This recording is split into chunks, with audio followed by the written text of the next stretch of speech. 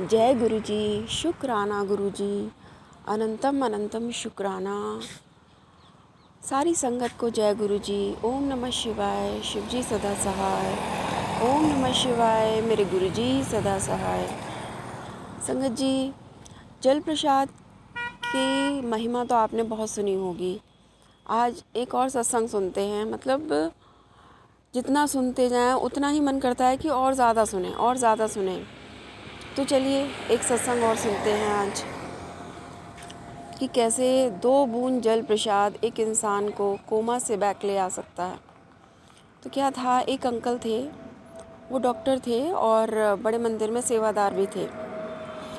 उनका एक फ्रेंड था, उसका फ़ोन आता है उनके पास। अंकल उस वक्त मंदिर में ही सेवा कर रहे थे, तो मंदिर में जो है कि फ़ोन उठाना अलाउड नहीं है।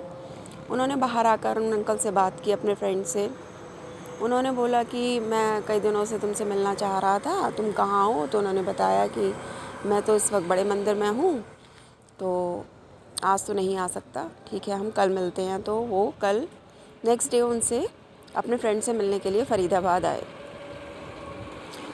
बातचीत हुई, जो भी उन्होंने कुछ डिस्कस करना था। उसके बाद वो सेवादार अंकल जो थे वो वापस अपने घर चले गए। जो फ्रेंड थे उनकी जो वाइफ थी वो भी शिव जी को बहुत मानती थी और उन्होंने गुरु जी के बारे में भी सुन रखा था, पर गुरु जी की संगत नहीं थी वो। उनका विश्वास शिव जी में ही था, क्योंकि उन्हें नहीं पता था कि शिव जी ही गुरु जी हैं। नेक्स्ट डे क्या होता है कि एक दिन निकल जाता है, अंकल मिल के वापस आ जाते हैं। नेक्स्ट डे आंटी का फ़ोन आता है उन सेवादार अंकल के पास कि मेरे हस्बैंड को हार्ट अटैक आया है और हमने उन्हें एडमिट किया है और डॉक्टर्स ने अगले 48 घंटे बहुत क्रिटिकल बताए हैं और उसकी वजह से वो ना कोमा में भी चले गए हैं। तो मुझे नहीं पता क्या होना है, आप प्लीज़ आ जाइए। अंकल बड़े शॉक्ड होते हैं कि जिस इंसान से मैं अभी कल मिल के आया हूँ, बिल्कुल ठीक बैठा था, उसे अचानक से ऐसा क्या हुआ कि वो कोमा में चला गया। अंकल तो सेवादार थे ही गुरु जी के। उन्होंने अरदास लगाई गुरु जी से कि गुरु जी, मैं तो क्या डॉक्टर हूँ, आप ही दुनिया के डॉक्टर हो, आप ही कोई अब चमत्कार करो और मेरे फ्रेंड को ठीक कर दो। वो अरदास लगा रहे थे तो उनको ऐसे लगा जैसे कि उनके ना कानों में कोई बोल रहा है कि जल प्रसाद पिला दे उसे, जल प्रसाद पिला दे। इस तरीके से उनके कानों में आवाज़ गूंजने लगी। तो उन्हें लगा कि शायद ये गुरु जी का ही वो है मैसेज मेरे लिए कि जा अपने फ्रेंड को जल प्रसाद पिला दे। अंकल जी जल प्रसाद लेकर सेम डे फ़रीदाबाद आते हैं। फोर्टिस हॉस्पिटल में वो अंकल एडमिट थे।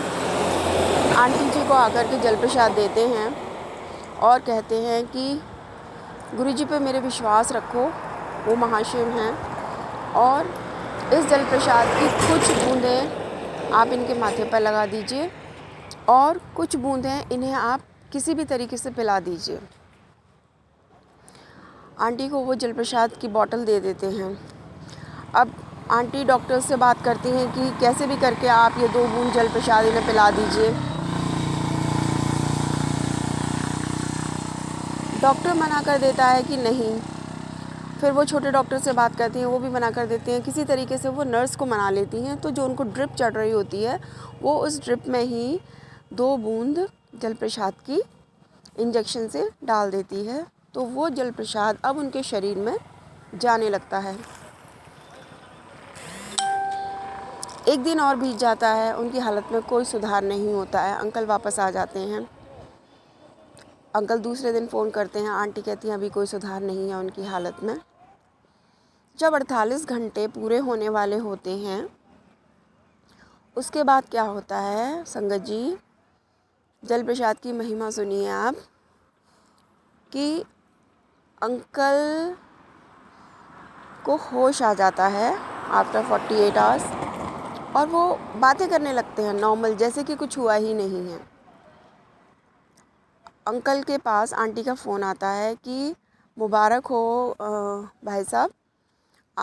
तो कहते हैं किस बात के लिए मुबारक? कि आपके फ्रेंड बिल्कुल ठीक हो गए हैं लेकिन डॉक्टर्स अभी भी डायग्नोज नहीं कर पा रहे हैं कि उन्हें प्रॉब्लम क्या थी, कि वो कोमा में चले गए थे, हार्ट अटैक तो उन्हें हुआ था, लेकिन उनके सिम्टम्स अभी तक उनकी पकड़ में नहीं आए कि ऐसा क्या हुआ और ये मिरेकल 48 आवर्स में हो कैसे गया कि जो बंदा कोमा में चला गया था, हम उसको रूट कॉज नहीं पकड़ पा रहे थे तो भी वो बंदा ठीक हो गया।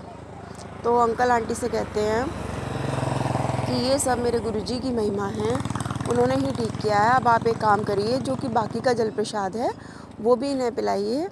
अंकल भी डॉक्टर से मिलते हैं, आकर बात करते हैं, तो डॉक्टर उन्हें यही बोलते हैं कि हमें नहीं समझ में आया कि कौन सा चमत्कार हुआ जो ये एकदम से इतनी जल्दी ठीक होकर बैठ गए हैं और नॉर्मल बिहेव कर रहे हैं। और डॉक्टर्स ने ये भी बोला कि हम शाम तक और इनको अंडर ट्रीटमेंट रखेंगे, अंडर ऑब्जर्वेशन रखेंगे, अगर सब कुछ ठीक रहा तो हम इन्हें शाम को डिस्चार्ज दे देंगे। वो दिन बुधवार का दिन था, लेकिन शायद गुरुजी को मंजूर नहीं था कि उनका बुधवार को डिस्चार्ज हो, क्योंकि कहते हैं गुरु का दिन होता है गुरुवार का, यानी कि बृहस्पतिवार का। तो उनको क्या कहते हैं, डिस्चार्ज नहीं मिला, जबकि वो चाह रहे थे कि मैं आज ही गुरुजी के दर्शन करते हुए जाऊं, क्योंकि उनकी वाइफ ने उन्हें बताया था कि जब से आपने जल प्रसाद पिया तभी से आपकी हेल्थ में इम्प्रूवमेंट हुए। तो वो भी गुरुजी के दरबार चाह रहे थे कि मैं सीधा गुरु के दर्शन करके ही जाऊं, लेकिन बुधवार को डिस्चार्ज नहीं मिला, क्योंकि गुरुजी ने तो उन्हें गुरुवार को बुलाना था। तो संगत जी, गुरुवार को उनका यानी कि थर्सडे को उनका डिस्चार्ज होता है और वो सीधा बड़े मंदिर जाते हैं, पहले वहाँ मत्था टेकते हैं, लंगर प्रसाद लेते हैं, चाय प्रसाद लेते हैं, उसके बाद ही वो अपने घर जाते हैं।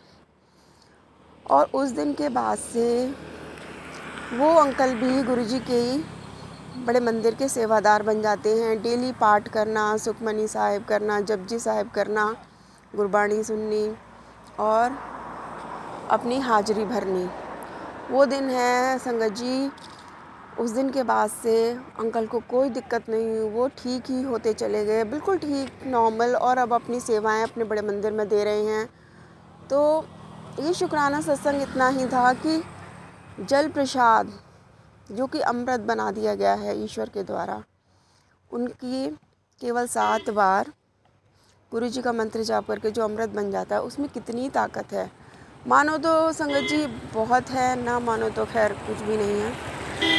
तो ये मेरा शुक्राना सत्संग इतना ही था। मालिक मेरे सब पर अपनी कृपा बनाए रखिए, सबका कल्याण करिए मेरे मालिक। इस दुनिया में लोग बहुत परेशान हैं, सर्बत दा भला करिए। वाहिगुरु जी, वाहिगुरु वाहिगुरु मेरे मालिक। तो अब मैं अपने सत्संग को यही विराम देती हूँ। ओम नमः शिवाय, शिव जी सदा सहाय। ओम नमः शिवाय, गुरु जी सदा सहाय। संगत जी, अगर आप भी अपना कोई सत्संग शेयर करना चाहते हैं तो हमारी गिवन जीमेल आईडी पर हमें सेंड करिए, हम उसे ज़रूर शेयर करेंगे, क्योंकि सत्संग शेयर करने से भी उतनी ही ब्लेसिंग्स मिलती हैं। क्योंकि अब गुरुजी फिज़िकल फॉर्म में तो है नहीं, तो हमें ये एक तरीके से मान लीजिए कि ऑर्डर ही है कि हम अपने सत्संग शेयर करें, जिससे कि किसी न किसी को अपने सवालों के जवाब ज़रूर मिलते हैं। तो जय गुरुजी, शुक्राना गुरुजी, अनंतम अनंतम शुक्राना।